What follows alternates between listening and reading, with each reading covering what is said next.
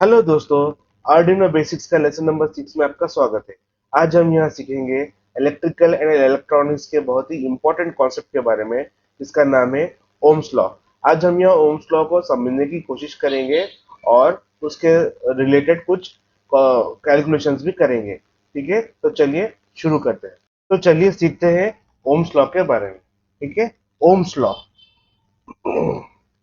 Ohm's law सीखने से पहले हम एक बेसिक सर्किट बनाएंगे, जिसमें हमारा होगा एक पावर सोर्स, जिसे हम कहेंगे बैटरी। ओके, बैटरी में एक पॉजिटिव होता है और एक नेगेटिव होता है। ठीक है, यहाँ से हम एक वायर लेंगे और वायर को लेकर यहाँ पर सीधे हम बैटरी में लगा देंगे।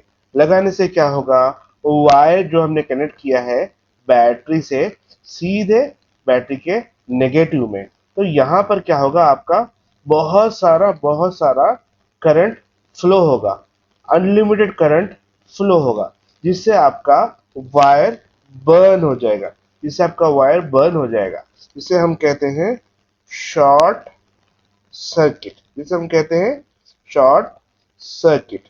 ओके, अब यहाँ पे हम यूज करते हैं ओम्स लॉ। ठीक है, अब यहाँ पर हम यूज करते हैं ओम्स लॉ। ओम्स लॉ का स्पेलिंग है OHM S, Ohm's law. Okay, Ohm's law कहता है V is equals to I into R. Okay, यहाँ पर V का मतलब है वोल्टेज। ओके, V का मतलब है वोल्टेज, इसे वोल्ट्स में मेजर किया जाता है। ओके, उसके बाद में आता है I। I का मतलब है करंट। ओके, I का मतलब है करंट। ओके, इसे एम्प्स में मेजर किया जाता है, इसे एम्प्स में मेजर किया जाता है।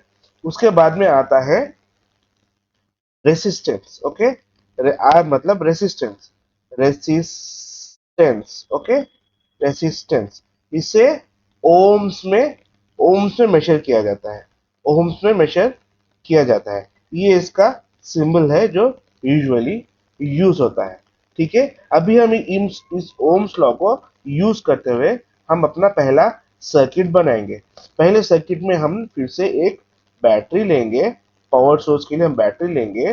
बैटरी के पॉजिटिव से हम एक वायर लेकर आएंगे और बीच में एक रेसिस्टर लगाएंगे। ओके, रेसिस्टर लगाएंगे। ठीक है, रेसिस्टर लगाएंगे। ये जो वायर है, इस वायर को कंडक्टर भी कहा जाता है।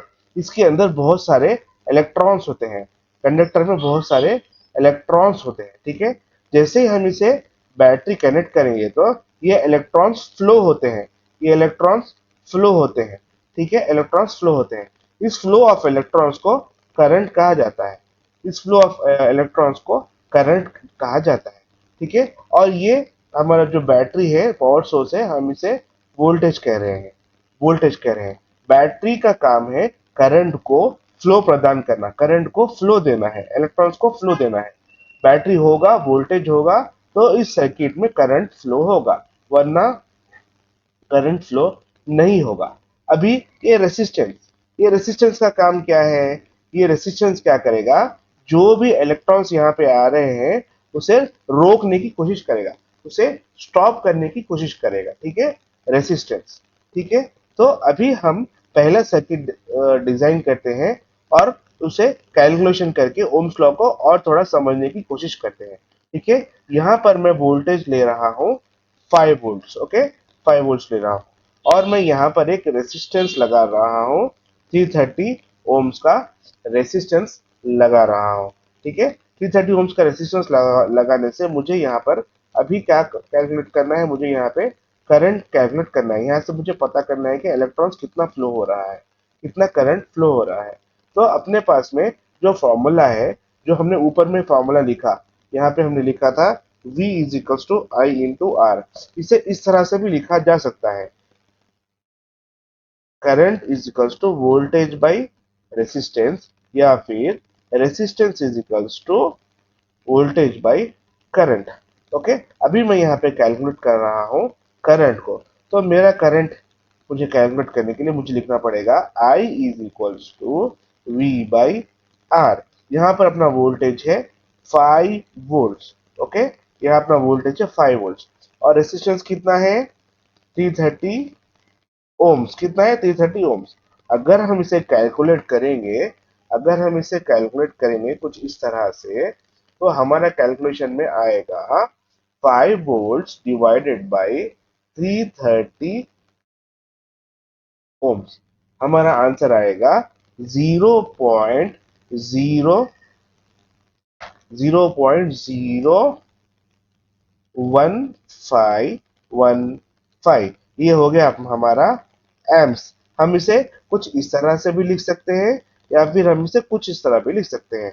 1 amp 1 amp is equals to 1000 milli amps. ठीक है, इस एम्प को अगर हम 1000 मिली एम्प्स में कन्वर्ट करेंगे तो हमें इसे 1000 से मल्टीप्लाई करना पड़ेगा। इसे 1000 से मल्टीप्लाई करना पड़ेगा। तो हम यहाँ पे करेंगे इंटू 1000। ओके, तो हम यहाँ करेंगे इंटू 1000। 1000 अगर हम इंटू करेंगे तो हमें आंसर आएगा I is equals to 115.15। Okay, 15.15 milli amp. Okay, 15.15 milli amp. Okay, यहाँ पे हमने सर्किट को कैलकुलेट किया है 15.5 मिली एम्प, या फिर अगर हम एम्प्स में कहेंगे तो 0.01515 एम्प्स। ठीक है, अभी यहाँ तक हमारा क्लियर है। ओके, उसके बाद में हम जानेंगे कि यहाँ पर अपना वोल्टेज कितना ड्रॉप हुआ। देखिए, मैंने आपको यहाँ बताया था कि मैं यहाँ पर रेसिस्टर नहीं लगाया हूँ। रेसिस्टर नहीं लगाने से जो करंट था वो अनलिमिटेड करंट जा रहा था। इससे हमारा वायर बर्न हो गया और हम इसे कहते हैं short circuit. Okay, short circuit. Okay, short circuit, short circuit. अभी हमने यहाँ पे क्या कर दिया, एक रेसिस्टर को लगा दिया। ये रेसिस्टर से हमें अपना करंट कितना आया है, हम कैलकुलेट करने के बाद में हमें करंट आया है 0.015। ठीक है, अब हम यहाँ पर इस सर्किट में जानेंगे कि यहाँ से जब निकला था, यहाँ से जब हमारा करंट आ रहा था प्लस वोल्टेज आ रहा था, वोल्टेज यहाँ तक 5 वोल्ट था। लेकिन रेसिस्टर के बाद में हमारा वोल्टेज क्या है, तो voltage drop across the resistor. Voltage के बाद, रेसिस्टर के बाद में अपना वोल्टेज क्या है हम एक बार कैलकुलेट करके देखेंगे। तो ठीक है, हम यहाँ पे कैलकुलेट करते हैं, V is equals to I into R. हम यहाँ पे कैलकुलेट करते हैं वोल्टेज। ठीक है, तो हमारा वोल्टेज कितना है हमें अभी पता नहीं है, फॉर सपोज लेट्स से हमें पता नहीं है, तो हम यहाँ पे कैलकुलेट करेंगे। हमारा करंट कितना था यहाँ पे था 0.01515। ओके, इंटू अपना रेसिस्टेंस कितना है 330 ओम्स। अगर हम इसे मल्टीप्लाई करेंगे, मैं यहाँ पे अपना कंप्यूटर में कैलकुलेट ओपन करके रखा हूँ, उसमें मैं कैलकुलेट कर रहा हूँ। ठीक है, अगर हम इसे कैलकुलेट करेंगे तो हमें आएगा 5 वोल्ट्स। Okay, 5 volts. इसका मतलब ये है यहां से यहां तक हमारा वोल्टेज आया 5 वोल्ट्स तक।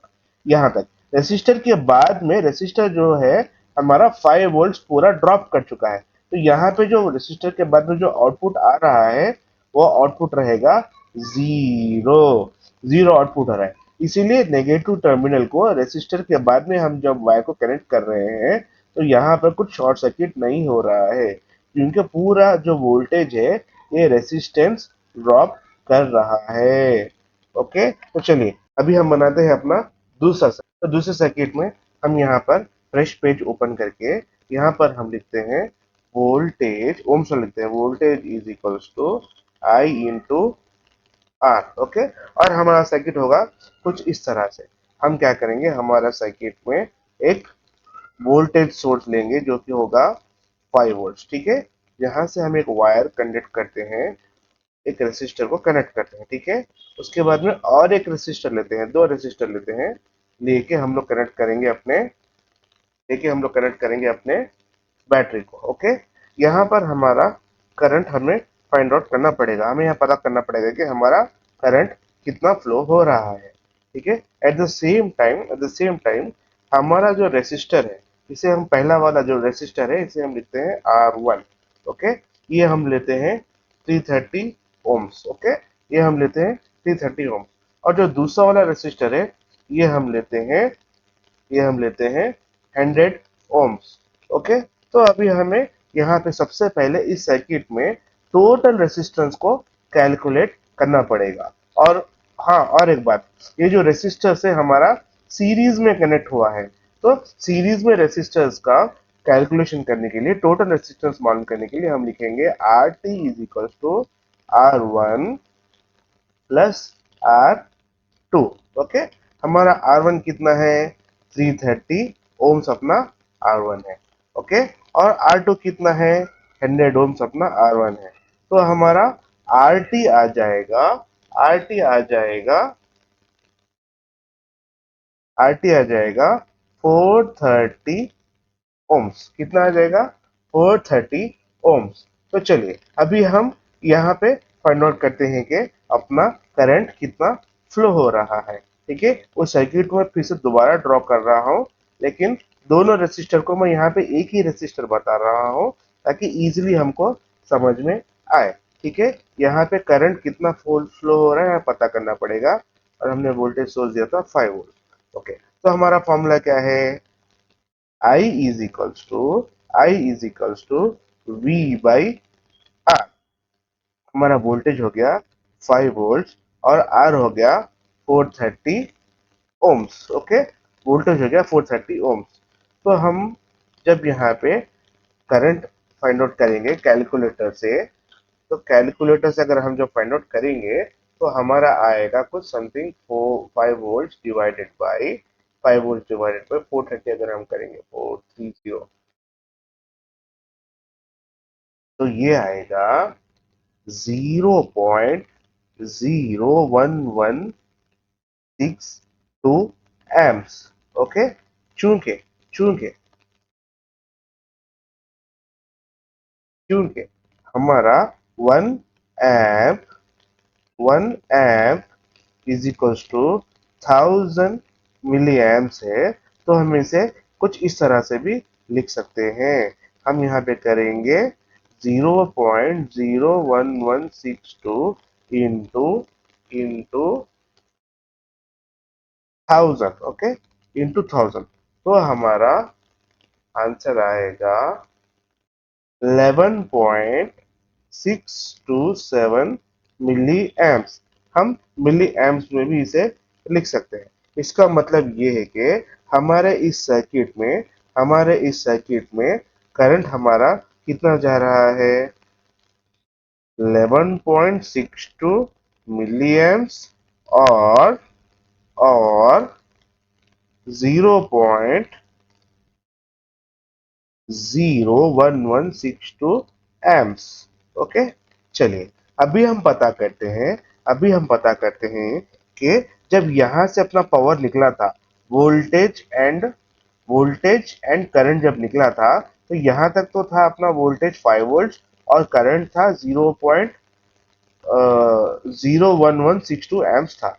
लेकिन इस रेसिस्टर के बाद में कितना वोल्टेज ड्रॉप हुआ, और इस रेसिस्टर के बाद में कितना वोल्टेज ड्रॉप हुआ, हम एक बार चेक करेंगे। ठीक है, तो हमारा फॉर्मूला क्या है, वोल्टेज कैलकुलेशन करने का हमारा फॉर्मूला है V is equals to I into R1। Okay, यहाँ पे R1, ओके, हमने यहाँ पे R1 लिया है 330 ओम्स, तो हम यहाँ लिखेंगे V इज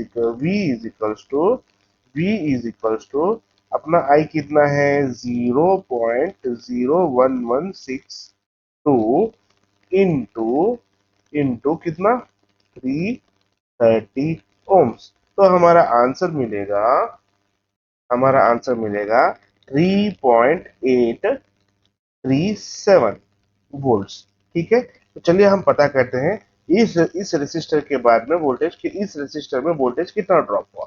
तो हम यहाँ पे देखेंगे तो हमारा फिर से वही पुराना वाला formula, V is equals to I into R. Okay, V is equals to I into are.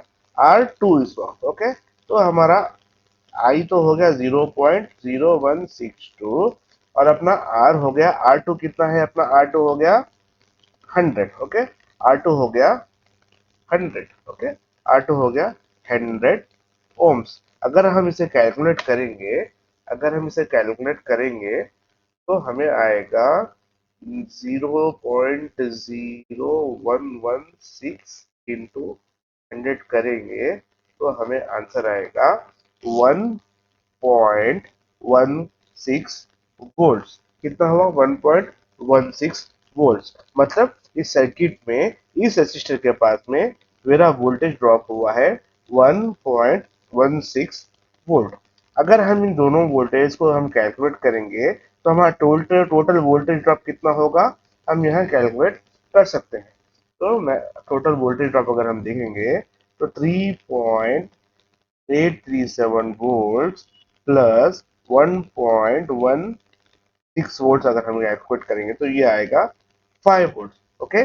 इसका मतलब ये है, इसका मतलब ये है, यहाँ से जब वोल्टेज निकला था 5 वोल्ट यहाँ तक आया, उसके बाद में यहाँ इस रेसिस्टर के बाद में, इस रेसिस्टर में हमारा कितना वोल्टेज ड्रॉप हो गया, 3.837 वोल्टेज ड्रॉप हो चुका है। और जो बाकी का वोल्टेज था इस रेसिस्टर ने ड्रॉप कर दिया, बाकी का वोल्टेज जो भी था इस रेसिस्टर ने ड्रॉप किया। मतलब इस रेसिस्टर के बाद में हमारा वोल्टेज हो गया, वोल्टेज हो गया 0 वोल्ट्स, ओके, 0 वोल्ट्स। अगर नो 0 वोल्ट्स होगा तो यहाँ पे, यहाँ पे हमारा कुछ शॉर्ट सर्किट नहीं हो रहा है, ठीक है। तो अगर आप देखोगे, अगर आप देखोगे प्रीवियस वाला अगर आप करंट देखोगे तो आपका जो पहला वाला जो करंट था वो कितना था अपना करंट, वो कितना करंट था अपना 15.15 मिलियन। पहला वाला कितना था अपना 15.15 मिलियन, कितना था पहला वाला 15.15 मिली एम्प्स। और दूसरा वाला कितना है 11.627 मिली एम्प्स। तो इससे हमें पता चल रहा है कि जिस तरह से हम रेसिस्टेंस को बढ़ा रहे हैं, जिस तरह से हम रेसिस्टेंस को बढ़ाएंगे तो हमारा जो करंट फ्लो होगा सर्किट में कम हो जाएगा। अगर हम रेसिस्टेंस को घटाएंगे तो हमारा करंट फ्लो ज्यादा होगा। अगर हम रेसिस्टेंस को पूरी तरह से निकाल देंगे तो अनलिमिटेड करंट फ्लो होगा। जो करंट, जो अनलिमिटेड जो इलेक्ट्रॉन्स रहेगा वो अनलिमिटेडली फ्लो होगा, और उस वायर में उतना क्षमता नहीं रहेगा कि वो सारा इलेक्ट्रॉन्स को एक साथ उससे गुजार सके, एक साथ पास कर सके। इससे हमारा वायर बर्न हो जाएगा। आई होप आपको ओम्स लॉ थोड़ा तो समझ में आया होगा। इस ओम्स लॉ में हमने क्या किया है, ये पता किया है कि जिस तरह से हम जब भी सर्किट में अगर रेजिस्टेंस ज्यादा रहेगा, सर्किट में अगर रेजिस्टेंस ज्यादा रहेगा तो करंट फ्लो कम हो जाएगा, और सर्किट में रेजिस्टेंस कम रहेगा तो करंट फ्लो ज्यादा हो जाएगा। तो चलिए मिलते हैं अगले वीडियो में और जानते हैं डिजिटल सिग्नल को आर्डिनो से कैसे रीड किया जाता है। ठीक है, तब तक के लिए मुझे सब्सक्राइब करें और इस वीडियो को लाइक करिए। Bye bye.